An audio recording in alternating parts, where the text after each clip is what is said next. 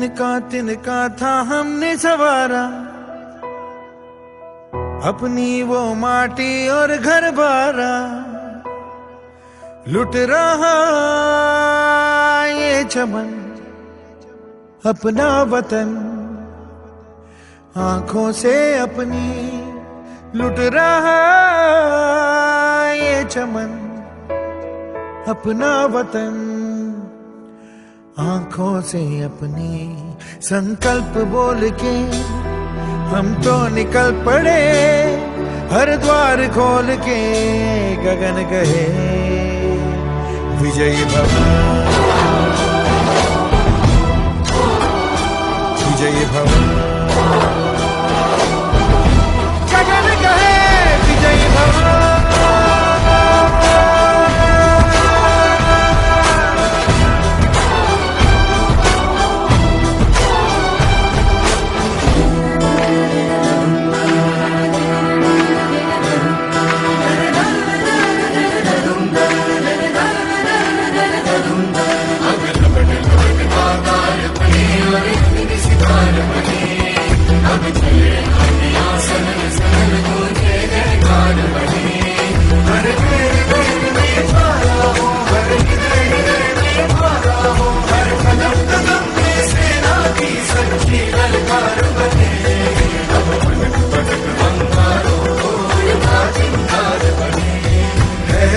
की सुरंग भटकी है रोशनी, है छटपटा रही रोशनी, गगन गए विजयी भव।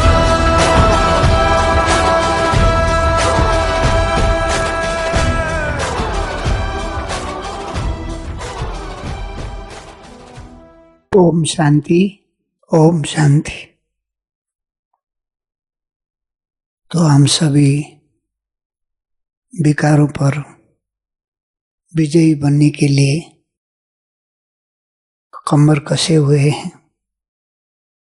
63 जन्मों और 2500 वर्ष की जो माया का जो साम्राज्य है, उसके ऊपर विजयी बनने के लिए स्वयं बाबा इस धरती पर आकर हम सबको माया पर जीत पहनवाते हैं। इसीलिए द्वापर से यहाँ तक हजारों लाखों साधु संत महात्माएं हुए हैं, अनेक धर्म स्थापक, धर्म के रक्षक हुए, सभी लगे हुए, फिर भी किसी की बस की बात नहीं रही। और कोई विजयी बन भी जाते हैं, फिर भी राज्य जाके कहाँ करेंगे, सिर्फ यादगार ही रह जाता है।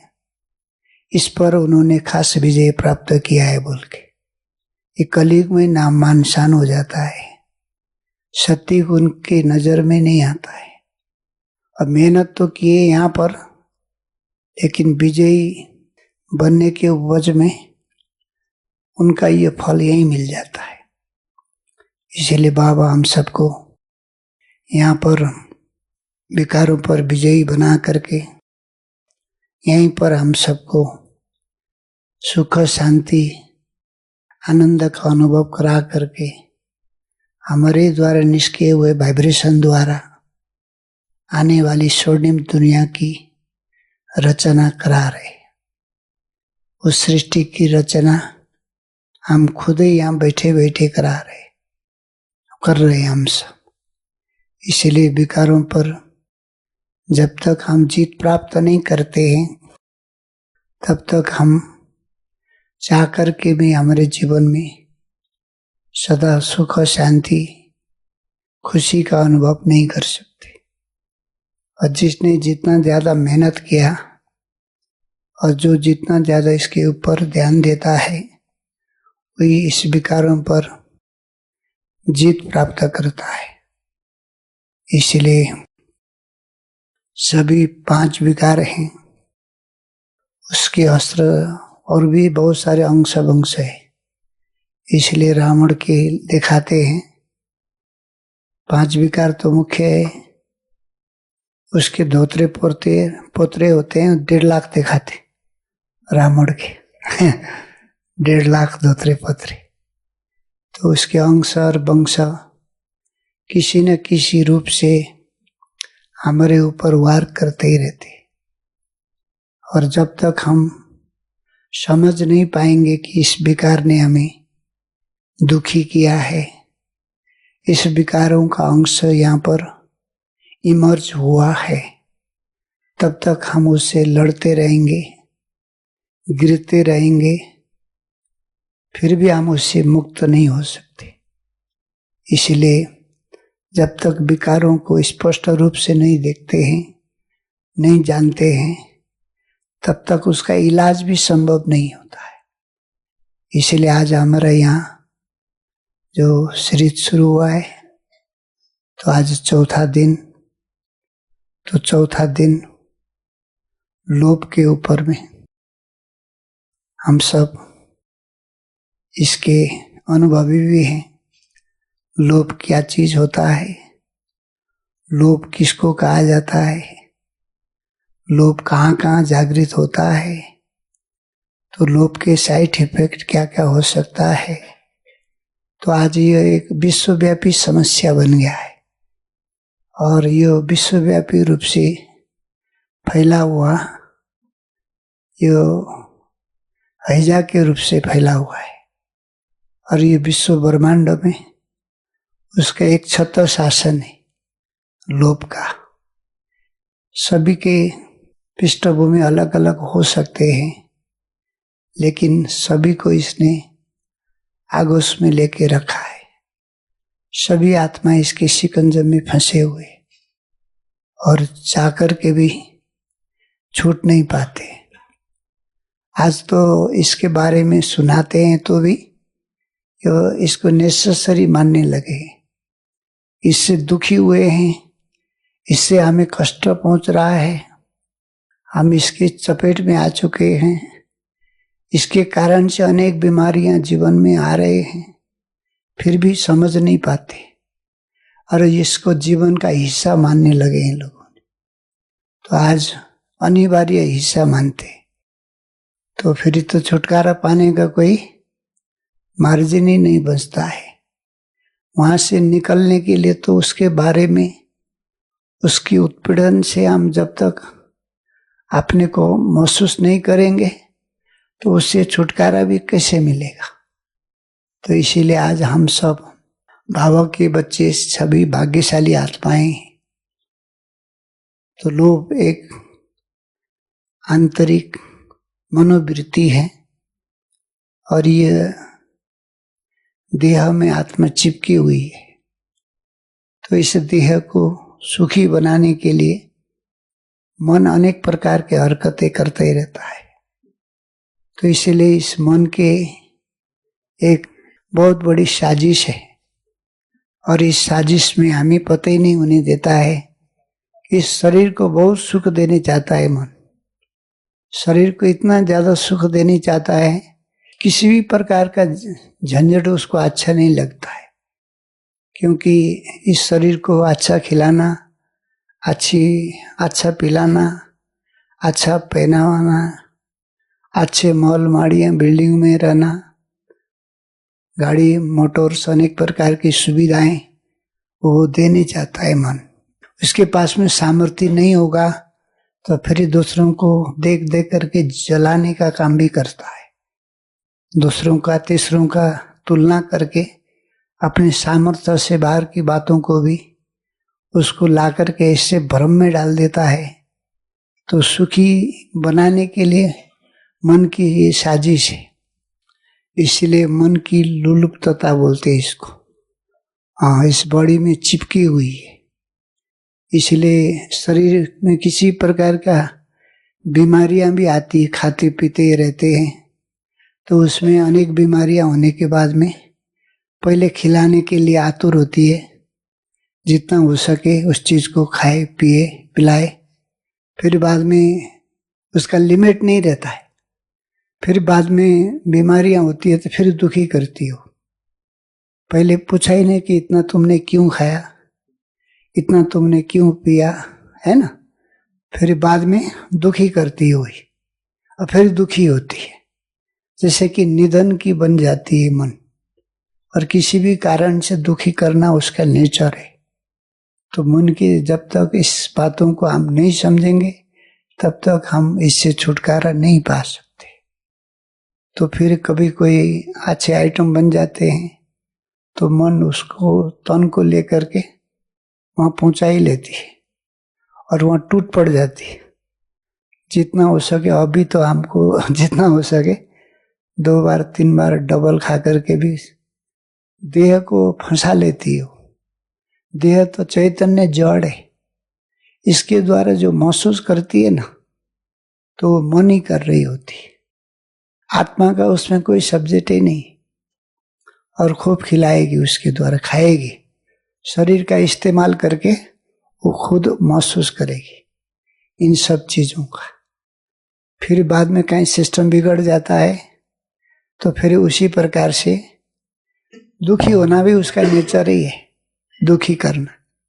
इसीलिए बाबा भी कहते हैं ना, माया भी मन पहले खिलाएगी पिलाएगी, अच्छी तरीके से नचाएगी, फिर भी बाद में डुबो देगी, डुबाने का काम भी करती। इसीलिए मन आज सभी मनुष्य आत्माओं के जीवन में किसी न किसी रूप से दुखों का कारण बना हुआ है, क्योंकि आत्मा रूपी राजा सिंहासन पर विराज नहीं है। इसीलिए जैसा मर्जी होगा वैसा मन सबको चलाता ही रहता है, और उसमें दिव्य बुद्धि के अभाव में, दिव्य ज्ञान के अभाव में तो इस प्रकार की सारी समस्याएं आज संसार की सभी आत्माएं झेल रहे हैं। इसमें तो साधु सन्यासी महात्माएं भी इसके चपेट में आते हैं, और क्योंकि मन का ज्ञान यथार्थ रूप से आज तक किसी के पास में नहीं है, और इस प्रकार से कर्मेंद्रिया जीत बनने का नॉलेज, और कर्मेंद्रिया जीत बनने से होने वाली प्राप्ति, और कर्मेंद्रिया जीत बनने से जब हम सिंहासनधारी राजा बनते तो इस सारी चीजों का अभाव जीवन में बनी रहती है। इसलिए सबको पता है कि मन द्वापर से यहाँ तक विपिंदे की लोटे की तरह वो डोलती रहती है और इंसान को भी डुलाती रहती है। तो अभी ही बाबा ने हम सबको ये शिक्षा दिया है कि मन के ऊपर काम करना है। तो मायावी मन जब काम शुरू कर देती है तो इसके कई सारे साइड इफेक्ट है। लोभ वृत्ति जब मन में हावी हो जाती है तो कई प्रकार के दुष्परिणाम हमारे जीवन में सोते आने लगते हैं। तो इसमें हम सब देखते हैं कि लोभी व्यक्ति संस्कारों में फंस जाता है, उसका संस्कार बन जाता है, तो फिर ये उसको बेचैनी का अनुभव कराती है, बेचैनी का एहसास कराती है, क्योंकि मन का यही नेचर रहा है। तो हम सबको इसके ऊपर ध्यान देना है कि मन का नेचर क्या है, कि कोई काम हम करने जाते हैं तो उसके लिए बोलता है कि यो करो, और वो करने हम जब जाते हैं वो करते करते मन को ऐसे उलझा देती है कि फिर अनेक प्रकार के विकल्प पैदा हो जाते, और फिर ही बोलने लगेगा ये क्यों कर रहे हो, ये किस लिए कर रहे हो, इससे तुम्हें क्या मिलेगा करके उलझा देती। और फिर वहां से मन न लगने के कारण से वो कार्य को हम आधे अधूरे छोड़ देते, हमारा डेस्टिनेशन तय नहीं होता है, और फिर दूसरा करो बोल के उसके ऊपर उलझा देती, और दूसरे में हम फंस जाते हैं, वहां ले जाके अटका देती। और वहां जब हम फंस जाते हैं तो फिर वहां संकल्प शुरू हो जाता है कि ये क्यों कर रहे हो, इसको भी तुम्हें नहीं करना चाहिए। तो इधर लगाए तो भी मुश्किल, तो उधर लगाए तो भी मुश्किल। तो इस कारण से समझना चाहिए, जब मन पहला हम कर रहे थे तो फिर भी वो इस तरीके से उलझा रही थी, फिर दूसरा करने लगे तो दूसरे में उलझा रही है, तो इसका मतलब मन के ऊपर जब तक हम उसके राज को नहीं समझेंगे, उसकी ये भ्रम और भ्रांतियां पूर्ण साजिश को नहीं समझेंगे, तब तक हमें कोई भी काम करने नहीं देगी। पूरा जीवन निकल जाएगा लेकिन व्यक्ति कुछ भी नहीं कर पाएगा। इसलिए ये एक बहुत बड़ा अंधकार से उलझन में डाल देती है मन। इसलिए मन हम सबको क्यों लोभी बनाती है? मन में लोभ वृत्ति आने के कारण से हम सबको, परिवार में भी इसका बहुत बड़ा इफेक्ट होता है। लोभ परिवार में भाई भाई को लड़ाती है, झगड़ा करवाती है और एक आपस में दुश्मनी पैदा करना, तो ये मन का काम है।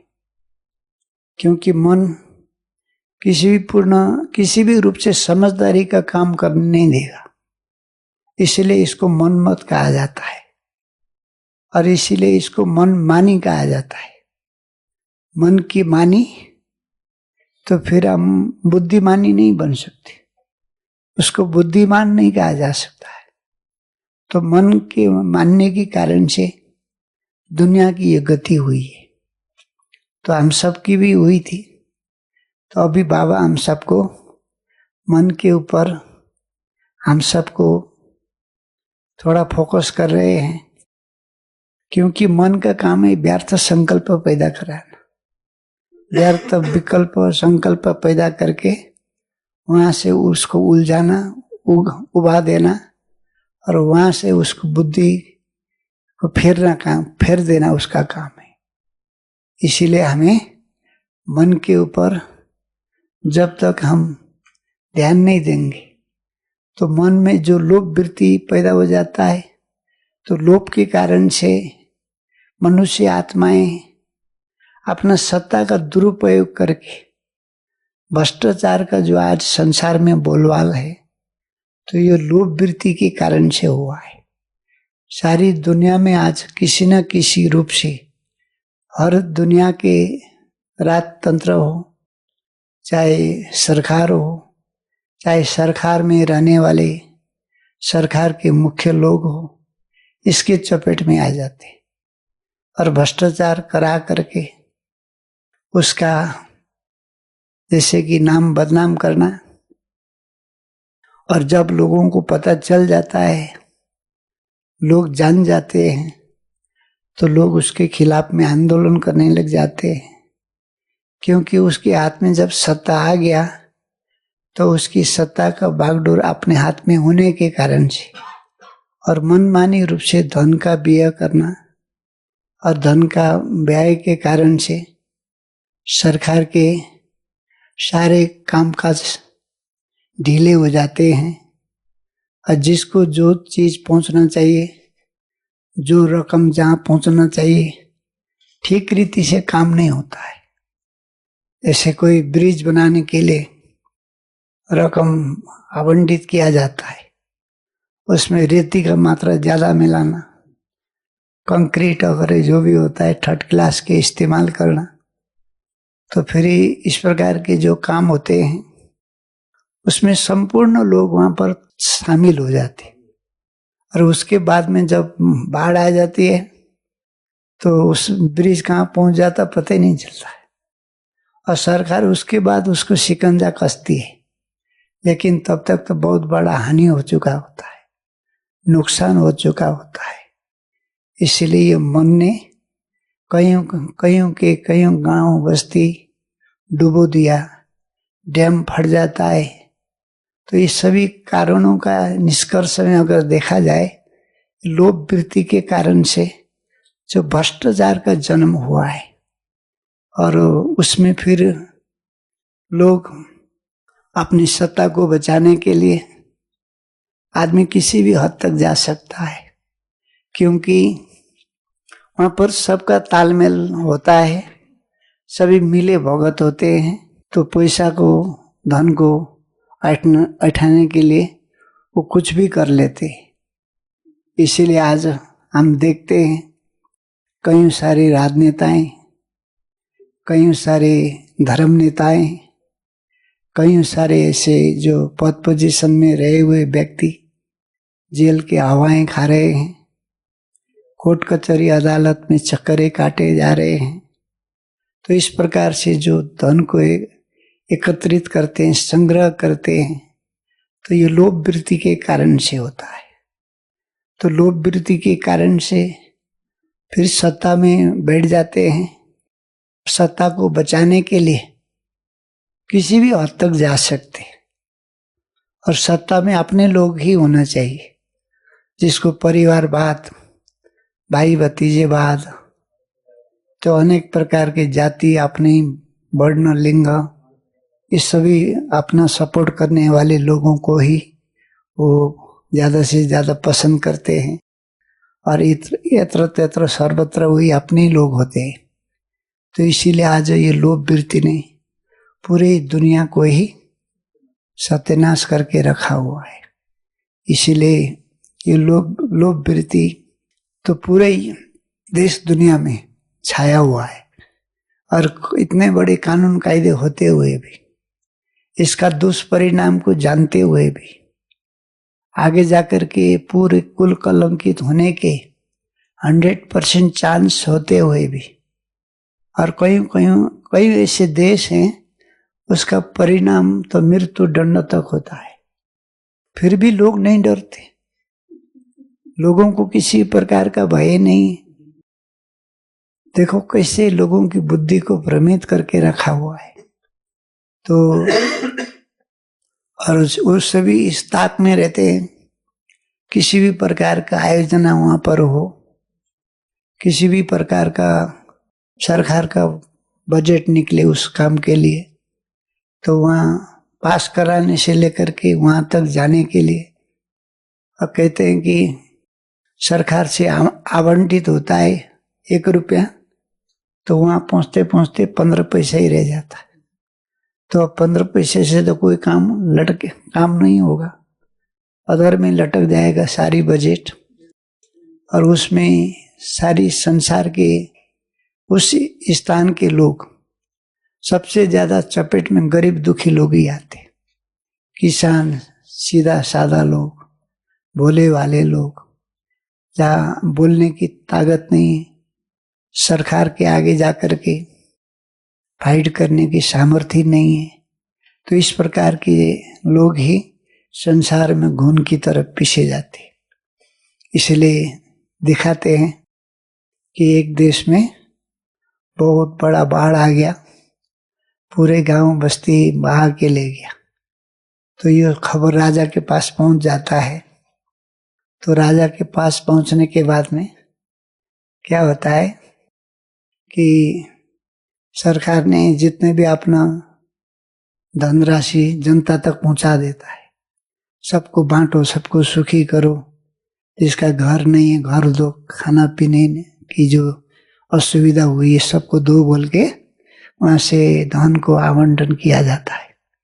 तो उसके बाद में बीच में जितने भी लोग थे उन्होंने बीच में उसको तो आप कर ही लिया है, तो वहां पहुंचने ही नहीं दिया उसको। तो अब उसने राजा ने सोचा कि इतने हमने सेवा की है जनता की, हमें भी तो जनता से मिलना चाहिए, जाकर के उनकी दुख कहानी है, दुख दर्द सुनना चाहिए करके राजा की सवारी वहां होता है। तो राजा के बीच में फासला रहता है, जनता बहुत दूर है, वहां तक पहुंचने नहीं देते राजा को, और वो नारे जुलूस कर रहे होते काल है ना, अल्लाह गुल्ला मचा करके कि ऐसा हुआ वैसा हुआ, राजा की बदनामी करते हैं, क्योंकि चीज नहीं पहुंचा है, खाने को नहीं है, सोने का नहीं है, घर नहीं है। तो ऐसी हालत में और राजा देखता है दूर से कि ये लोग क्या कर रहे हैं। तो बीच के लोग क्या बोलते हैं, आपने उनकी इतनी ज्यादा सेवा की थी ना, वो जनता खुश होकर के आपकी तालियां बजा रहे, नाच रहे, गा रहे इस तरीके से राजा को भ्रमित कर देते। तो फिर राजा भी खुश हो गया, लेकिन जनता को न दिखाने नहीं देते। तो ये तो हकीकत में ऐसे हजारों ऐसी घटनाएं घटते हैं। इसीलिए जहाँ लोभ वृत्ति का जन्म हो जाता है, तो उसमें लोभी जो व्यक्ति होगा ना, स्वप्न में भी पैसे का ही स्वप्न देखता है वो, और रात को भी स्वप्न में वही दिखाई देता है। और फिर ही उसको लगता है कि, और ये लॉ अट्रैक्शन के एक रूल है कि किसी भी बात में आप दत्तचित्त होकर के लग जाएंगे ना, तो वो चीज आपको बरकत होती जाएगी, क्योंकि उसका संकल्प फालतू और उस सारी चीज में है ही नहीं। दिन रात उसी चीज में लगा रहता है ना, तो धन की वृद्धि होती जाती है उसकी। और धन की वृद्धि तो हो जाता है, लेकिन उसके बाद में उसका नींद हराम हो जाता है और वो सुख शांति और आनंद के दिन उसके जीवन में नहीं आते और अनेक प्रकार के भय मन में समा जाता है। और फिर बाद में जो कमाने के लिए पीछे पड़ा था, लास्ट में उसको बचाने के लिए अनेक प्रकार की हरकतें करते। तो फिर तो इतना लोभ वृत्ति से कमाया हुआ धन होता है, सरकार का टैक्स नहीं देते, वो सरकार से टैक्स चोरी करते और वो धन काला धन बन जाता है। उसको छिपा के रखते हैं, कहीं गोदाम में ठोक देते हैं। तो जब सीबीआई छापे पड़ जाते हैं, तो अनेक प्रकार की उनकी तो होती है। लेकिन आज तो वो तंत्र भी इतना एक्टिव हो चुका है, सब जानता है वो।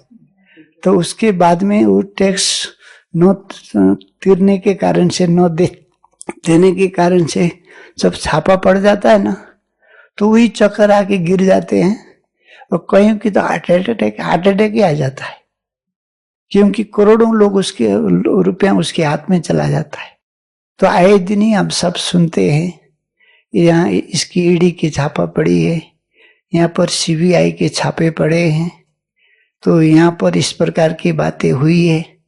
और करोड़ों जो जिसका कोई नाम नहीं है, बिना नाम की दौलत वो हाथ में आ जाती है। सरकार को तो लाभ होता है, लेकिन ये पूरी सारी दुनिया के सिस्टम को बिगाड़ने के लिए वो सब कारण बन जाते। तो इसलिए जो इसके चपेट में आ जाते हैं, उन सब के जीवन में अनेक प्रकार की बीमारियां। पहला तो मन तन धन कमाने के लगाया, तो धन कमाने के बाद में तन खराब हो गया। तो जब तन खराब हो गया तो तन के साथ साथ में मन भी खराब हो जाता है। अब मन का इफेक्ट तन में आने के कारण से, इसलिए जो धनी व्यक्ति होता है ना, उसमें एक काले कोट वाले, एक सफेद कोट वाले सदा ही उसके इत्र तत्र सर्वत्र घूम रहे होते और पर्सनल रूप से उनको अपना बना के रखा होता है। उसका पर्सनल डॉक्टर बोलते और उसका पर्सनल वकील बोलते, क्योंकि आए दिन लफड़े के दिन बिना के दिन तो होते ही नहीं उनके। तो इस कारण से उनके जीवन, जैसे कि लगता था बहुत कुछ है कि इनके जीवन में इतनी बड़ी बिल्डिंग है, मॉल माड़ियां हैं, इतने प्रकार के कंपनी के कारें लेके घूमते हैं, लेकिन भीतर देखो शांति के नाम पर कुछ भी नहीं होता है। खुशी शांति उनके जीवन से सदा के लिए अलविदा हो जाता है, क्योंकि खोटे कर्म करने वालों के जीवन सदा ही दुखी नहीं होता है, क्योंकि मन का एक फंक्शन है। तो बाहरी मन के लिए तो हम कैसे भी करके उसको चला लेते, लेकिन जो अवचेतन मन, जिसको चित्त कहते हैं, अंतर्मन कहते हैं, उसको इस प्रकार की धोखेधाड़ी, जालसाजी, इस प्रकार के अनेक प्रकार के संसार की जो माया के शब्द हैं और माया भी कार्य है ना, उसको अच्छा नहीं लगता है, वो रिजेक्ट करता ही रहता है अंदर से। जब विवेक जग जाता है तो हर चीज से उसको रिजेक्ट करता है कि यह ठीक नहीं है, ऐसा नहीं करना चाहिए, ऐसा करने से यह परिणाम हुआ है ना। वो अंदर से आवाज देते रहता है, उसकी आवाज कोई नहीं सुनता है। तो फिर जब जेल की हवाएं खाने लगते हैं, तब महसूसता का चैप्टर शुरू हो जाता है। और उसके तब तक तो उसके सारे कुल के लोगों की बदनामी, उसके सारे अपने रिश्तेदार आपंत जितने भी लोग थे, वो बाहर से तो दुखी होने का ढंग करते हैं, भीतर से तालियां बजाते रहते। और दुष्परिणाम जब भोगने का दिन आता है तो अकेले हो जाता है। कोई कोई उसके फेवर में नहीं होता है। जो काले कर्म के दिन लौट के तो आते ही है, तो आज तक कोई भी उससे अछूता नहीं। इसलिए जो लोभ वृत्ति वाला व्यक्ति होगा वो दिमाग की तरह अंदर ही अंदर खोखला होता है और दूसरों के भरोसे जीता है। वो कोई मान देने वाला, सम्मान देने वाला, उसको वाह वाह करने वाला कोई आगे पीछे होंगे चाटुकार लोग, उसके लिए ऑक्सीजन यही है, दूसरा कोई इलाज नहीं है। तो आज हम सभी भी ज्ञान मार्ग में चलते हैं, तो वो तो स्थूल रूप से हम देखते हैं कि बाहरी चीजों का है ना, वो गमन करने से इस प्रकार के परिणाम हुए। तो हम भी आंतरिक रूप से ऊपर ऊपर तौर रहे होते हैं, अंदर में ज्ञान की गहराई नहीं है, ज्ञान की खास बिंदु पर हमने कभी चिंतन नहीं किया है, मनन नहीं की है। तो इस प्रकार के वृत्तियां, मन जो लोभ की वृत्ति मन के अंदर गड़ा होता है ना, वो कभी नहीं निकलेगा और उसका बीज बनी रहेगी। और उस बीज को जब तक नहीं जलाएंगे ज्ञान योग की गहराई में जाकर के, तब तक वो वृत्ति कभी भी भस्म नहीं होगा। जब मौका मिलता है ना तो प्रस्फुटित हो जाता है और लगता है कि जब तक हमारे पास में कुछ संसाधन नहीं था, कोई डिपार्टमेंट हमारे पास नहीं थे, है ना, और हमारी इतनी ज्यादा जिम्मेवारियां नहीं थी, तब तक कुछ नहीं था, तो हम बहुत बड़े त्यागी तपस्वी लग रहे थे। जब कोई डिपार्टमेंट मिल गया और धन का कारोबार वहां पर होने लगा, तो फिर उसमें हम क्या करते हैं? इसलिए कोयला का जो काम करते हैं हाथ काला होता ही है बोलते। तो उस समय हमारी ऑनेस्टी कितनी है, तो इसीलिए हम सब देखते हैं कि इस महाकुंभ में हम सब यात्रा कर रहे हैं। तो जहाँ लोभ, इस प्रकार की पांचें जो विकार हैं अंदर में छिपे छिपे रह जाते, तो इसलिए हम सब नक्की झील घूमने जाते हैं।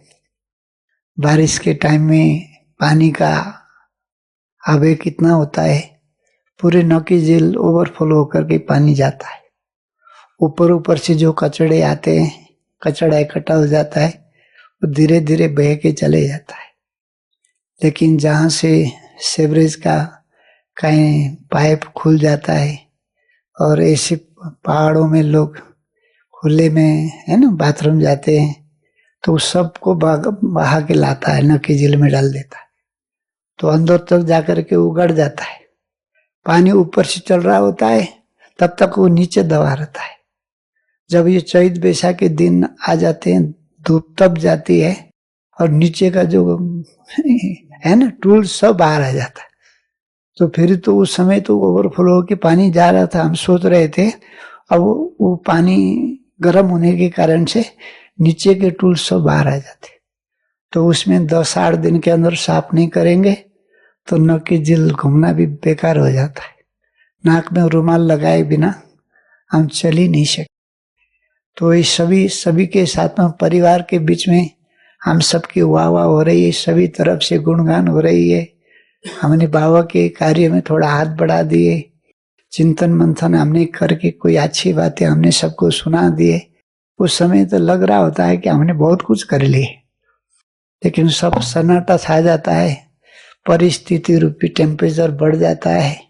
तो अंदर छिपे हुए जो विकृतियां है ना, कब सिर के ऊपर सवार हो जाएगा और वो हमारे लिए जीवन को, है ना, कैसे घात कर सकता है और जीवन की सारी पुरुषार्थ, और हम चेक भी नहीं कर पाते हैं उस समय, तो क्योंकि भीड़ में होते हैं, तो भीड़ में ये सब चीजें नहीं कर पाते। जब हम एकांत में होते हैं, जब लगता है कि हमारे अंदर में किस प्रकार की वृत्तियां बंदर की तरह उत्पटांग, है ना, उथल कूद मचा रहे होते हैं, तब हम चेक कर सकते। इसलिए आज हम सब लग रहा होता है पुरुषार्थ करके, वो निकल के गए नहीं, वो अंदर छिपे हुए। हाँ, जैसे बारिश के टाइम वो अंदर छिप जाते हैं, जब फिर परिस्थिति समस्याएं, पानी आना बंद हो जाता है, पानी बहना बंद हो जाता है, तब वो निकलना शुरू करते। तो उस समय कोई सपोर्टर नहीं होते उसमें, और खुद ही हमें झेलना पड़ेगा उस सभी चीजों को। तो जो लोभी व्यक्ति होता है ना, तो इस प्रकार से मन में, जैसे बाबा कहते हैं ना, लोभ करना है तो ज्ञान धन का है ना, बढ़ाने के लिए, उसको वृद्धि करने के लिए, उसकी गहराई में जाने के लिए लोभ करना है तो ज्ञान धन का है ना, ज्ञान धन में लोभ करो। और हर गुण का, हर शक्ति के गहराई में जाने के लिए हमें उसके ऊपर काम करना चाहिए। लेकिन स्थूल चीज, सूक्ष्म चीजें छूट जाता है और स्थूल में हम लग जाते हैं, और हम चाह करके भी फिर स्थूल आगे प्रत्यक्ष दिख रहा हो तो सूक्ष्म में जाने का कोई चांस नहीं मिलेगा हमसे। अब मन जाने नहीं देगा। इसीलिए लोभ के कारण से इतनी सारी लड़ाई दुनिया में लोगों ने हार गए। हाँ, क्योंकि लोभ के कारण से व्यक्ति किसी न किसी रूप से वो टेटर बन जाता है और इतने सारे लड़ाई हार जाते हैं और दुश्मन को अपने घर में आह्वान करते। क्योंकि भारत में जब अंग्रेज आए तो यहाँ के लोगों को उन्होंने दिलासा दिया, काफी धन दिए, तो धीरे धीरे उन्होंने यहाँ पर अपना साम्राज्य शुरू किया। तो इसी रीति से हम भी बुराइयों को जब महत्व देने लग जाते तो कोई न कोई कमजोरी हम बुराइयों को, हमारी बुराइयों को आह्वान करता है। अब बुराइयां धीरे धीरे पनपने लगता है, फलने लगता है, फूलने लगता है, और वो बट वृक्ष की तरह हमें ही फंसा लेता है। तब हमें, हमारी होश खुलती है, तब हमें समझ में आ जाता है। तब तक तो बहुत देर हो चुका होता है उससे छूटने के लिए, उससे निकलने के लिए।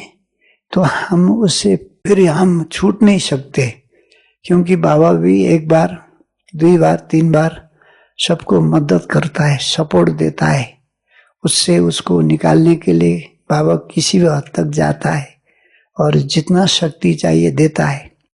तब फिर वो इसके लिए मामूली बातें समझने लगता है, हल्के में लेने लगता है, तो फिर उसके लिए दोबारा बाबा का सपोर्ट नहीं मिलेगा और फिर वो सारी विकृति हमारे अंदर पनपते रहेंगे और हम सबको नचाते रहेंगे। तो उस समय हम खुद अकेले हो जाएंगे, तो हम उसके ऊपर विजयी नहीं बन सकते।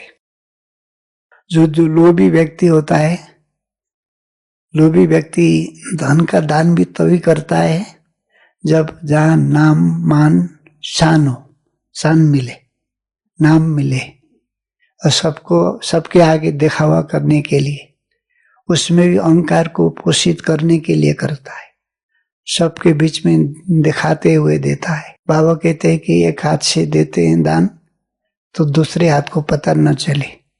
तो इसका मतलब यह नहीं है कि दूसरे हाथ को तो क्या पता चलेगा, लेकिन हमारे आसपास में जो होंगे उसको पता न चले। गुप्त दान महापुण्य कहा जाता है। तो आज हम सब इस बातों को भी हम ध्यान नहीं देते। तो फिर ये धन होता है, धन का भी इस्तेमाल अहंकार को जन्म देने के लिए, अहंकार को पोषित करने के लिए देते। इसलिए लास्ट में पहले तो दादी दीदियों का प्यार पालना मिलता है, यज्ञ की सेवा कर रहे बोल के सबकी ऊंची नजर होती है उसके ऊपर। लेकिन धीरे धीरे सब किनारे हो जाते हैं, कोई अस्त हो जाते हैं, कोई चले जाते हैं, और उस प्रकार के नाम, मान, शान उनको नहीं मिलता है। तो बाद में ज्ञान से भी दूरियां बनाने लगते और फिर धीरे धीरे बाबा का हाथ छोड़ भी नहीं सकते और ठीक रीति से पकड़ भी नहीं पाते। तो इस तरीके से नाम, मान, शान के भूखे होकर के जो दान पुण्य करते, तो वो भी हम सबके जीवन में आगे जाकर के कष्ट का कारण बन जाता है। और लोभी व्यक्ति धन दान भी करता है तो उससे सबसे पहले देखेगा इससे मुझे क्या लाभ होने वाला है, क्या प्राप्ति होने वाली है, इस सबके बीच में मेरा वाह वाह कितना होने वाला है, उसको देख करके ही देगा वो। तब तक नहीं देगा। और जो गरीब दुखी माताएं होते हैं, गरीब होते हैं, काम करके मेहनत करके दूसरों के घर में काम करके देते 8 आना 4 आना 1 रुपया, इसीलिए बाबा ने बोला कि धनी का लाख और गरीब का 8 आना 4 आना पहलू इसका है। नहीं तो हम सब चाहते हैं कि फकट में नाम हो जाता है तो क्या चाहिए है ना। तो फिर इसी कारण से ये सभी तंत्र को खराब करने का कारण बन जाता है। और उसमें क्या अंदर में जलन होती है, देखो उसने तो इतना दिया, मैंने तो इतना दे नहीं सका। तो जिसके पास में नहीं है वो दुखी हो जाता है, और जिसके पास में हो जाता है खुश हो जाता है। फिर उसको पता चलता है उससे भी ज्यादा किसी दूसरे ने दिया है, तो वो बेचैन हो जाता है। फिर फिर ये भागते हुए आकर के होगा तो देगा, नहीं तो फिर हम अपने सेंटर में विघ्नों का कारण बन जाते हैं। और जिसके पास में ज्यादा धन होता है, लोभी व्यक्ति है ना, लोभ करके कमाया हुआ दौलत, तो ऐसे लोगों से सरकार भी डरती है, सरकार को भी डरवा देते हैं लोग, क्योंकि मुश्किल के टाइम में सरकार को सपोर्ट करते हैं वो लोग। और तो इसके कारण से क्या होता है, सरकार के जो तंत्र होता है ना, कानून व्यवस्था, वो अपने हाथ में लेते, और वहाँ के सारे पुलिस जितने भी ऑफिसर्स होते हैं वो उसको मुट्ठी में रखने की कोशिश करते। तो इसीलिए संसार में कई प्रकार की विकृति का जन्म होता है लोभ वृत्ति के कारण से। तो क्योंकि वो एनर्जी है, पैसा भी एक एनर्जी है। जैसे गैस हमारे बॉडी में पेट में होता है ना, तो एड़ी से चोटी तो घूमते ही रहता है, तो उसको ठीक रीति से हम जल्दी नहीं निकालते हैं। कहते हैं एक छोटा सा गैस हार्ट फेल करा देता है। तो ये भी ये शक्ति है, एनर्जी, पैसा। हाँ, तो सरकार को भी नचा देता है और लोगों को भी नचा देता है, और उसका इतना धाक रहता है कहीं भी जाए, किधर भी जाए, है ना। तो हम भी ज्ञान मार्ग में रातों रात महारथी बन जाते हैं और सबका वाह वाह लूट लेते हैं। तो फिर उसमें थोड़ा बहुत भी यज्ञ के प्रति अपना रवाब दिखाने के लिए पीछे नहीं हटते। ये फलाने का व्यक्ति है, उसका व्यक्ति है, तो उससे छोटे डिपार्टमेंट वाले छोटे लोग कांपते, डरते, और उसका काम सहज हो जाता है, नाम लेते ही काम हो जाता है। लेकिन यह भी कब तक चलता है, क्योंकि बाबा बोलते हैं ना, अब सत्य का जीत होता है संसार में। झूठे कितना भी करके सूरज को काली बादल छिपाने की कोशिश भी करे, है ना, सत्य का सूर्य तो एक दिन प्रकट होगा ही। और कैसे भी करके उसी तरीके से उसका, क्योंकि अंदर से किया न गया पुरुषार्थ होता है ना, एक दिन सबके सामने प्रत्यक्ष होगा। हाँ, और जिसके पास में ज्यादा धन होगा वो ज्यादा पाप कर्म करते, क्योंकि धन है तो क्या करेगा। हमने भी लौकिक दुनिया में ऐसे हजारों लोगों को देखा है, माँ बाप इतनी मेहनत करते थे कि 2 टाइम भी मुश्किल से खाने को मिलता था, पेट में है ना, पट्टी बांध करके वो कमाते थे। आज उसके लड़के बच्चे कोई लंदन, कोई अमेरिका में, है ना, घूम रहे, कोई ड्रग्स, कोई हीरोइन, कोई चरस पी रहे, खा रहे। तो उन्होंने कमा के रख दिए थे, बेचारा उनके जहाँ काम कर रहे होते थे उसके ऊपर से प्लेन भी अगर चलता है ना, खड़े नजर से देखने नहीं देते थे लोगों को, काम करने वाले लोगों को, काम में डिस्टर्ब होगा बोल के।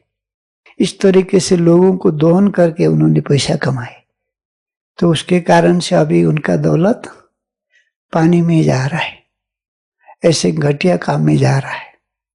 तो कभी तो कई प्रकार की ऐसे हरकतें कर लेते हैं, तो फिर जेल की शिकार हो जाते। तो इसीलिए जहाँ ज्यादा धन होता है, जहाँ आध्यात्मिक उन्नति को छोड़ करके, आध्यात्मिक प्रगति को छोड़ करके और उसी चीज में लग जाने के कारण से जो कमाया गया दौलत है वो दुखों का ही जन्म देता है। इसलिए आवश्यकता के लिए धन कमाना जरूरी है, लेकिन ज्यादा धन लोगों को नीचे गिराता है। बाबा का स्लोगन है इसमें, है ना। तो आवश्यकता से ज्यादा धन कमाना भी हम सब खतरे से खाली नहीं है, तो हम उसके चपेट में आ जाते। इसलिए आज भी हम सब बाबा के यज्ञ में देखते हैं कि उन्होंने तन की सेवा की, किसी ने धन की सेवा की, किसी ने मन से सेवा की। जिसके पास में ज्यादा दौलत है और मधुबन में समर्पित हो गए, और तन तो समर्पित हो गया लेकिन मन समर्पित नहीं हो पा रहा है। उसके धन के पीछे उसको ध्यान देना पड़ता है, और उसके कई सारे प्लॉट होते हैं, है ना, प्लॉट होते हैं और कई सारे बिल्डिंग्स होते हैं, और फिर उसके पीछे पड़ा रहना पड़ता है, क्योंकि तन से तो कर लिया लेकिन मन नहीं है अभी यहाँ पर। जब मन नहीं होगा तो फिर तो तन यहाँ है, मन जहाँ भी होगा वो वही होता है। इसीलिए लास्ट में उसका दुष्परिणाम होता है कि हम अपनी उन्नति के लिए आए थे, प्रगति के लिए आए थे, लेकिन हम ठहर गए। तो उसके बाद में फिर कहते हैं ना, ये जो धन है जिसके पास में इस तरीके से कमाया जाता है उसको लोग क्या टाइटल देते हैं? ये मक्खी चूस है, मक्खी चूस है ना, ये मक्खी चूस है, ये इसके चोरी के धन है ना, झूठ मूठ करके कमाया हुआ है। किसी का भी अच्छे नजर नहीं होते उसके ऊपर, हाँ, कृपण बोलते हैं उसको। तो इस तरीके से लोगों की नजर भी बेकार हो जाते हैं उनके ऊपर, उसको देखने की नजरिया भी, हाँ, इसलिए कहते हैं चोरी का धन मोरी में चली जाती है। हाँ, तो काला धन, इसको आज संसार में तो काला धन का है ना, चारों तरफ से बोलबाल है। इसलिए जो धन कमाए तो भी मुसीबत, बाबा ने भी मुरली में बोला है, कमाओ तो भी आज की दुनिया में मुसीबत, न कमाओ तो भी मुसीबत है। इसलिए लोभ वृत्ति से जो आत्मा की उन्नति प्रगति में बाधा डालता है ना, तो इसलिए राजाएं महाराजाएं इतने सारे हुए हैं, उन्होंने अपने राजपाट छोड़ करके जंगल में चले गए। और जितने भी महावीर बुद्ध इतने बड़े बड़े संत धर्म स्थापक हुए हैं वो ऊंचे कुल के लोग थे, और उन्होंने सब कुछ त्याग करने के बाद में भी आत्मा की उन्नति कर पाए। उनका बोलबाल आज तक है। लेकिन हम सब कुछ जानते हैं, हम सबको पता है, आगे इतने सारे है ना हमारे उदाहरण है, पीछे भी है, आगे भी है, फिर भी हम इस सारी चीजों से छुटकारा पाते ही नहीं। तो इसलिए जो धन कमाते हैं संसार में एक व्यवस्था को बिगाड़ने के कारण बन जाते, तो उसके कारण से गरीब दुखी शोषित वंचित लोगों का हर दिन बढ़ता जाना, क्योंकि बड़े लोग धन समेट लेते हैं ना, तो फिर तो गरीबों की तो हालत हो जाती है।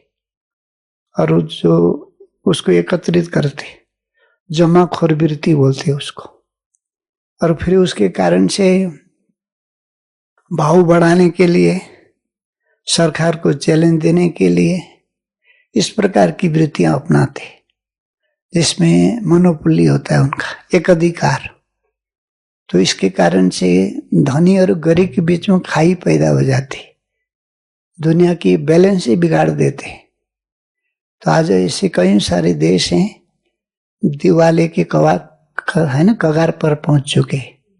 तो आगे के जो मंत्री होते हैं, राष्ट्रपति होते हैं, उनको कोसते रहते, और वो कमा के वो तो फरार हो जाते हैं, और उसकी भुगतना जनता को पड़ता है।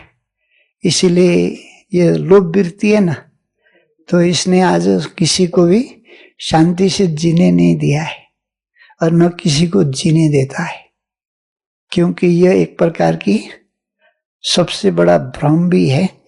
क्योंकि मनुष्य को लगता होगा, इसीलिए कहते हैं लोग 35 माले बिल्डिंग में करवट बदलते, टेबलेट खा करके, कैप्सूल खा करके भी नींद नहीं आती। और भारत में लाखों करोड़ों संत है, पेड़ के नीचे खरांटे मार के सो रहे होते तो उस समय धनी कौन है ना? उस समय धनी कौन है? निश्चिंत होके सो जाता है, जैसे कि उसने घोड़े बेच करके सोया, एक बार बहुत बढ़िया नींद आ गई। इसीलिए घर तो बड़ा बन जाता है, माला प्लस करते हम जाते हैं, लेकिन आत्मा की स्थिति डाउन हो जाती है, आत्मा की गिरावट होने लग जाता है, तो आत्मा शक्तिहीन लाचार बन जाती है। क्योंकि धन का बोझ है ना, इंसान को कितना दुखी कर देता है। तो इसका फिर हम दुरुपयोग करते हैं तो संसार की हालत बिगड़ जाता है। तो इसलिए लोभ वृत्ति से बचने के लिए हमें बाबा ने कई सारी महावाक्य उच्चारण किए हुए, क्योंकि ये लोभ बाबा के कार्य में भी इंटरफेयर करता है। तो इसीलिए बाबा कहते हैं, भक्ति में भी कहते हैं, तन मन धन सब कुछ तेरा, क्या लगे मेरा, है ना। तो ये प्रभु की अमानत है, ये प्रभु को अर्पण कर दो, तो उसके प्रति जो लगाव है, झुकाव है, आकर्षण है, हमारा कम होता जाएगा। क्योंकि इससे छुटकारा पाने का यही एक ही तरीका है। इसके बाद में बाबा कहते हैं, किसी का राजा खाए, किसी का चोर ले जाए, किसी का आग खाए, है ना, आग जलाए, लेकिन जो धनी के नाम पर सफल करते हैं ना, उसी का सफल होता है। इसीलिए बाबा कहते हैं कि आगे जाकर के तो ये सब कुछ होगा ही।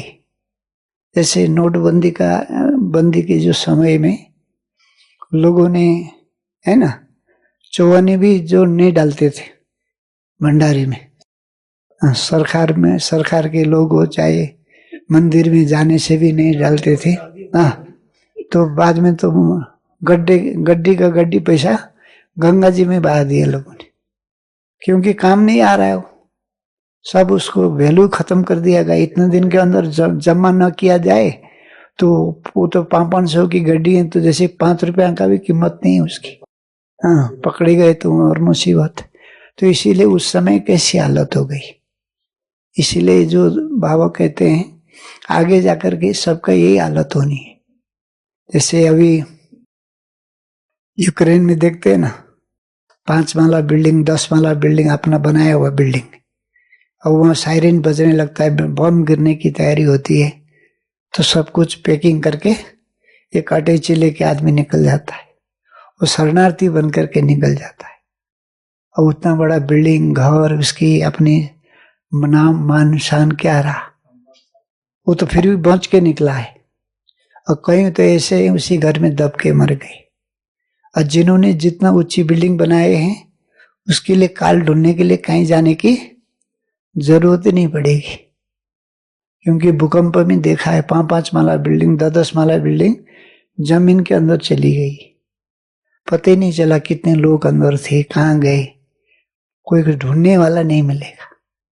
इसीलिए ये दौलत का जो इस्तेमाल हम सब करते हैं, हम सबको ये पता होने चाहिए, जो प्रभु की अमानत में हम ख्यानत करते, है ना, अपनी मन मर्जी चलाते।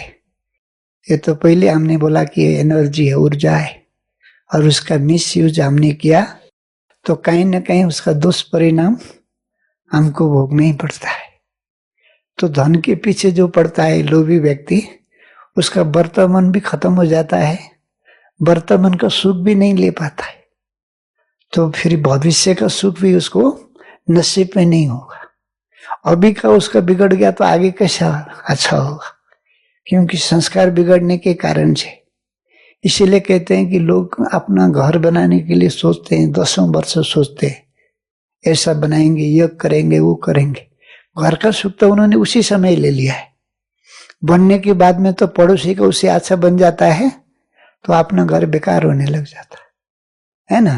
तो इसीलिए पहले सोच रहे थे, खाली पुलाव खा रहे थे, उन्होंने उसी समय मजा लूट लिया उसके, समझ लो। बनने के बाद में तो कई सारी विकृति का जन्म होता है। इसलिए आज भी हम लोग देखते हैं, हमारी टीचर दीदियां, हमारे भाई, यो रिट्रीट सेंटर बनाना है, यो करना है, वो करना है, बिल्डिंग बनानी है, तो 3-4 साल इतनी मेहनत करते हैं, ज्ञान योग की बैलेंस बिगड़ जाती है। दिन रात कंक्रीट पत्थर ईंट के पीछे पड़े रहते हैं, सरिया रॉड के पीछे पड़े रहते, मजदूर के पीछे पड़े रहते, और 4 साल के बाद में बिल्डिंग तैयार हो गई, तब तक संस्कार बिगड़ के ऐसा धराशय हो गया, अब चाह करके भी स्थिति बना नहीं पाएंगे। संस्कार, तबीयत भी खराब हो जाता है, अनेक प्रकार की बीमारियां शुरू हो जाती है। अब उस समय उसका सुख लेने के बजाय डॉक्टर के चक्कर काटना पड़ रहा है। टेंशन बढ़ गया, तनाव बढ़ गया, और उसके बाद में फिर कंपटीशन शुरू हो जाता है। हमने तो सोचा था कि पूरे ये डिस्ट्रिक्ट और इस एरिया के तो सबसे बड़े रिट्रीट सेंटर हमने बनाए, और सुना कि दूसरों ने भी बनाना शुरू कर दिया। अपने बाबा के बच्चों में ये सब चीज नहीं होना चाहिए। लेकिन आज ये सब नाम मान के पीछे हमारी स्थिति का मूल्य हम लोग ने समझा नहीं है। तो इस सभी लोभ वृत्ति के कारण से हम कंपटीशन में आकर के हम अपनी स्थिति को बिगाड़ देते। तो इसीलिए हमें इसके ऊपर जब तक हम ध्यान नहीं देंगे, स्थिति अच्छी हो जाएगी ना। हमने कई जगह देखा है जिसकी जिस टीचर की स्थिति अच्छी है, लोगों ने बनी बनाई बिल्डिंग दी है, जहाँ चाराने की लगानी करनी नहीं पड़ी, देवियों की तरह उनको स्वागत करके उस बिल्डिंग में बिठाए। तो इन्होंने 3-4 साल का जो तपस्या किया था, स्थिति भी जम गई और लोगों को प्रेरणा भी मिल गया, और लोगों को किसी को बाबा ने निमित्त बनाए और सबका भला हो गया। वो मालिक ने ही सब कुछ बना के दे दिया है, तो उनकी स्थिति डामाडोल होने का कोई चांस ही नहीं मिला। इसीलिए हमें तो स्थिति जब हमारा जितना शक्तिशाली होगा, स्टेज वो अपने आप से तैयार करेगा। और जिन्होंने दत्तचित्त होकर के स्थिति के ऊपर फोकस दिया, अवस्था अच्छी बन गई, तो व्यवस्था भी अच्छा बन ही जाता है। इसीलिए हमें लगता है कि हम जब तक इस बातों को नहीं देखते कि हमारी स्थिति महत्वपूर्ण है, क्योंकि कल किसने देखा है, हजारों लोग तो सुबह जागते ही नहीं। तो हजारों लोग जो जाग गए थे वो रात को खटिया में पहुंचने से पहले शमशान घाट में पहुंच जाते। और कब किसकी वैलिडिटी खत्म हो जाएगी लेके थोड़ी लाया है। किसका नंबर आउट हो जाएगा कब। इसीलिए बाबा बोलते हैं ना, अंतिम घड़ी का सोचो, अचानक कभी भी कुछ हो सकता है। तीनों काल को जब तक हम नजर में नहीं लाते हैं, क्योंकि यहाँ तो जो कुछ हम लोगों ने किए हैं छोड़ने के लिए ही तो है, और क्या है। तो अपना हाथ में लगा अंगूठी भी आदमी जाता है तो लेके थोड़ी जाता है। इसीलिए कफन में जेब नहीं होता है। लेके जाने वाला दौलत उसके पास कुछ नहीं है। इसीलिए कोई दिल से दुआएं दे, बेचारा बहुत अच्छा इंसान था, चला गया, बहुत अच्छा इंसान था, इस देखो ये जाने के लिए कितने लोग दुखी हो जाते हैं। सबकी दुआएं मिले, आशीर्वाद मिले। ऐसा नहीं कि कोई व्यक्ति चला गया, लोगों ने सुना, लोग बोलते हैं ना, इसको तो 10 साल पहले जाना चाहिए था। और ये तो मुश्किल से अभी चला गया, तो इसने सारी अवस्था स्थिति बिगाड़ के चला गया। तो इसीलिए हमें ये अपनी स्थिति को बनाने के लिए लोभ वृत्ति को जब तक हम समझेंगे नहीं, जानेंगे नहीं, और ज्ञान योग में लोभ करना हम सब, न कि सब चीजों में जो हो रहा है उसको साक्षी होकर देखना भी है और अपनी स्थिति को जमाना भी है। इसीलिए ये लोभ वृत्ति एक महामारी के रूप से विश्व ब्रह्मांड में फैला हुआ है, और उसका बीज हमारे चित्त के अंदर फंसा हुआ है। जब तक उसके ऊपर हम चेकिंग नहीं करेंगे, अटेंशन नहीं देंगे, और उसके ऊपर ठोस काम नहीं करेंगे, तब तक हम इससे आजाद होंगे ही नहीं। इसीलिए उसका साम्राज्य को जल्दी से जल्दी खत्म करें, और हम ज्ञान योग से इतना पुष्ट हो जाए, भरपूर हो जाए, मालामाल हो जाए। बाबा हम सबको यही चाहते हैं हमारे लिए। बाबा की नजर शुभ भावना यही है। जब तक हम इसके ऊपर पूरा नजर नहीं रखेंगे, तब तक हम इससे मुक्त नहीं होंगे। अच्छा, ओम शांति।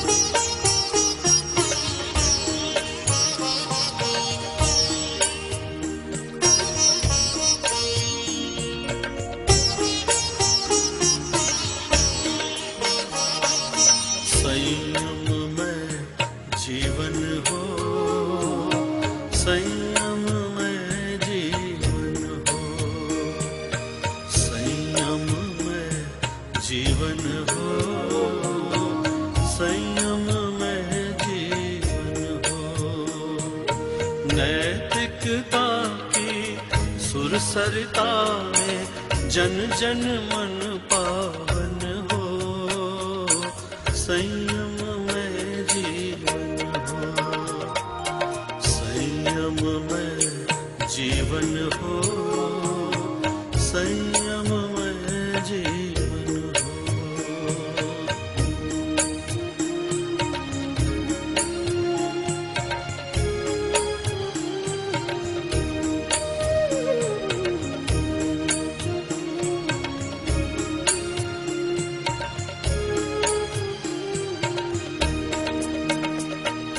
अपने से अपना अनुशासन जीवन की परिभाषा,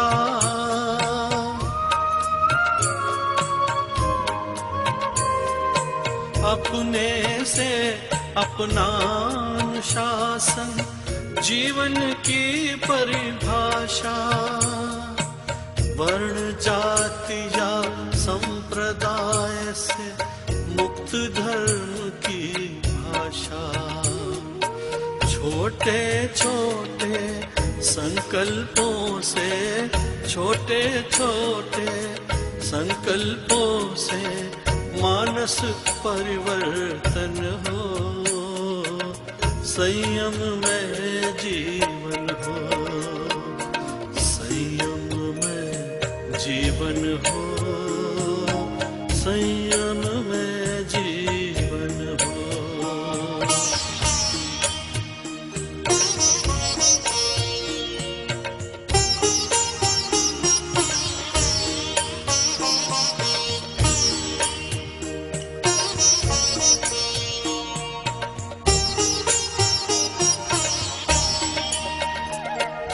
मैत्री भाव हमारा सबसे प्रतिदिन बढ़ता जाए, मैत्री भाव हमारा सबसे प्रतिदिन बढ़ता जाए, समता सह अस्तित्व समन्वय नीति सफलता पाए, शुद्ध साध्य के लिए नियोजित, शुद्ध साध्य के लिए नियोजित मात्र शुद्ध साधन हो, संयम में जीवन हो।